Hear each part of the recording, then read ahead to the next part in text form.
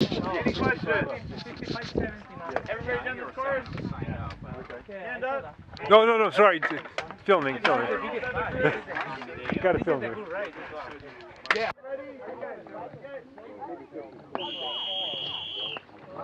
And they're off.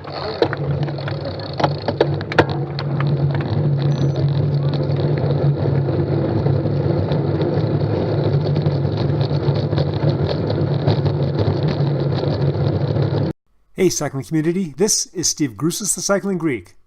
At the starting line I took a look around and I saw 26 riders, and that's 26 60 to 64 year olds. I thought that the 24 55 pluses that we had in last month's race, my first race back into action, was pretty large. Where did these guys come from? That worked out for me because that's a lot more people I can hide behind. If you're watching this and you're not that familiar with the sport, you're probably thinking, oh cool, 60 to 64 year olds. And they're still riding their bike.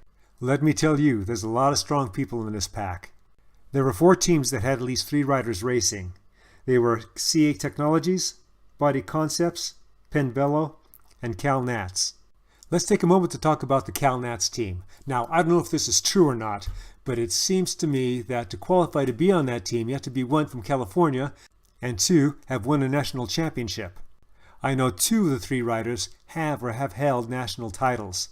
Probably the 3rd one too. While there's a number of people that can win this race, most everybody is keeping extra focus on the Cal Nats team. Let's take a look at the course. Currently we're on the stepped climb. We started at the start-finish obviously with that S/F there. That's on top of a hill. Other than that hill and another small riser, it's flat for that entire section. The bottom section that I'm on now is the opposite of flat. If you're not going up, you're going down.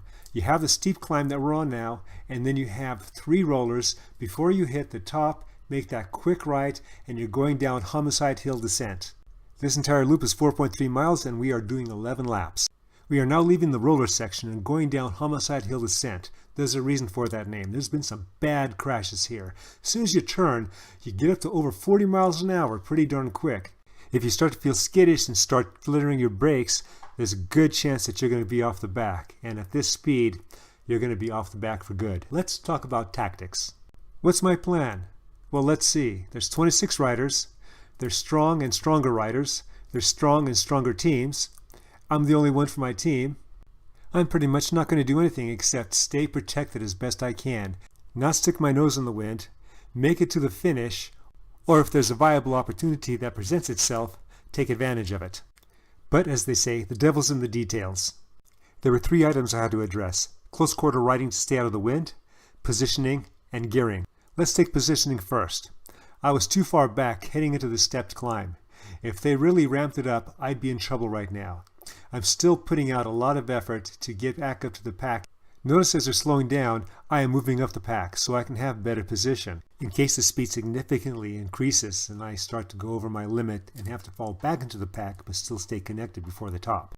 Next is gear selection. I'm using the smallest gear, the highest cadence possible to get the job done. Reason being is that it saves my legs. It puts more pressure on my aerobic system as opposed to my muscular system. The more pressure I put on my muscular system, the more metabolites I build up. It's easier to recover from anaerobic efforts than it is from muscular efforts. I need to save those bigger gear muscular efforts for when I truly need them, hopefully just at the end of the race. Lastly, it was staying out of the wind. That usually involved a lot of close quarter riding where I was in the middle of the pack, just inches away from other riders, keeping my hands in the drops so I can keep my upper body as close to the top tube as possible. I needed to save all the energy I could. Now we're heading up into the stepped climb again, and again I'm pretty far back where I should be position-wise. In spite of this, I'm not panicking because one of the Cal Nats national champions is right in front of me. Now he can drop me in a split second, but he looked like he was pretty content being where he was, so therefore I was too. With a small wind on the roller section, the peloton bunches up. That gives me the opportunity to tuck myself into the middle. Heading into the Homicide Hill descent, I'm right where I want to be, top 3rd. Fast forward with 6 laps to go, everything's been pretty uneventful. I'm in the middle of the pack as we're heading up the stepped climb again. This time is different. Now we see somebody doing a dig at the front, and it looks like it's one of the 4 Penn Velo riders. This is why position is so important.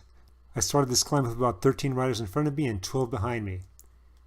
My cadence is over 100 and I lost contact with the wheel in front of me.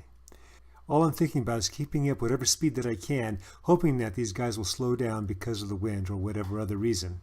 As I catch up to this group, I look around them and see that the pack is actually split. While I have a little bit of protection for the moment, my group is starting to decrease in numbers because the riders are starting to jump to the group ahead. The speed is picking up and I lose contact again. Fortunately, because of my positioning, I have other riders behind me that are coming around and I'm going to be able to grab their wheel. I'm hoping the extra second or two of respite that I get by hanging on their wheel will be enough for me to get to the pack and to stay there. With my high cadence spinning, I'm able to do just that. And the fun was only beginning. I'm now riding second wheel in a now subdued pack as we're heading up the climb to the start-finish line. All of a sudden, one of the national champions from the Cal Nats team puts in a major attack. While I'm on this guy's wheel, most of the pack is on the other side of the road starting to give chase.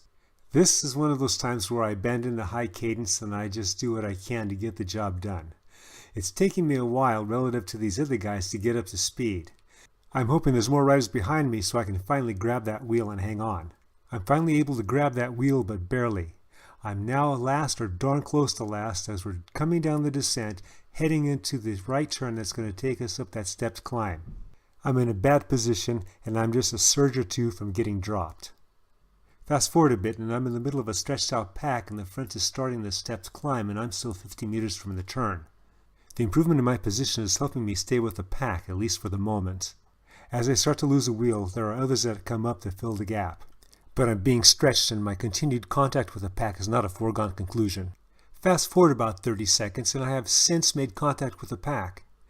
Another surge toward the top of the stepped climb causes my heart rate to increase dangerously close to my red line limit, where if I cross it, I'll blow. I make the decision at this point to dial back just a little bit. I'm also getting pissed at myself for getting dropped.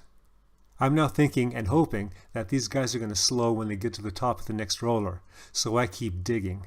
Fast forward to the top of the next roller, they haven't slowed yet. I'm going as fast as my body will let me. I'll get them by the next roller. They're now on top of the second roller and I'm not there yet. So I got one more roller before Homicide Hill descent. The pack is on the last roller and I'm not. I'm still chasing. 2 miles later, after they finally slowed enough, I make contact. My earlier tactical decision to use the smallest gear, highest cadence possible enabled me to have the power, the sustained power, to finally make connection. I did burn matches, but I'm with the pack. I have been keeping track of the lap count in my head because the official had said there's not always going to be lap cards out there. At this point, I didn't know what lap I was on. Regardless, I went back to my original tactics to conserve maximal energy. As we cross with 3 to go, I'm still unsure of the lap count. I'm running behind who I believe was last year's state championship winner. He broke away with 2 laps to go. He's now on the newly formed Cal Nats team. As we crossed with 2 to go, I thought I heard somebody near the officials' tent yell, 1 to go. I'm thinking we're on the last lap. As we come around again and we're approaching the start-finish line, I'm still unsure as to whether this is really the last lap. I figure if I treat this as the finish and jump before the bottom of the hill, there'll be 3 possible outcomes. 1, this is the finish, and I'll get a very good result. 2, this isn't the finish, and I'll solo away. 3, this isn't the finish, but the group will catch me, I'll hang on with them, it'll be no blood, no foul. What will not happen is that I won't get dropped. Well, that didn't work out so well. I'm now chasing, barely touching the red line zone. I'm hoping that the others slow down enough, bunch up enough, so I can get back on. I finally do reconnect, but it's at the bottom of the stepped climb. By the top of the climb, I'm barely connected, but connected nonetheless. As we come onto the finishing flats, the pack is led by the Cal Nats rider who was last year's state champion in the Masters age group. Close behind him is his national title holder teammate, who's also a very strong sprinter. Coming to the front is their third teammate, another national title holder, who is an all-arounder. His job now is to keep the speed up, thereby discouraging attacks all the way to the finish. Fast forward a little bit and I have found Cal Nats' designated sprinter's wheel. Now, I'm aware of the difference in strength between myself and him, much less between myself and the rest of the pack. Still, you have to do the right things. You got to practice that. It'll pay off later on. As we approach the bottom of the finishing hill, I start to weaken and I lose contact with the sprinter's wheel. The same Cal Nats teammate still at the front, pulling the pack in the high 20s.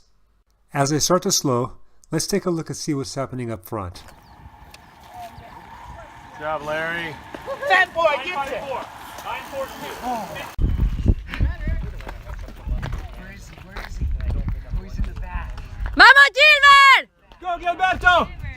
go, go, go, go! Vamos, Gilbert, vamos! Gilberto, go!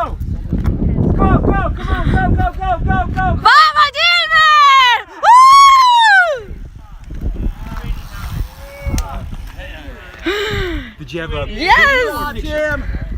I just record a video live. Video? Yeah.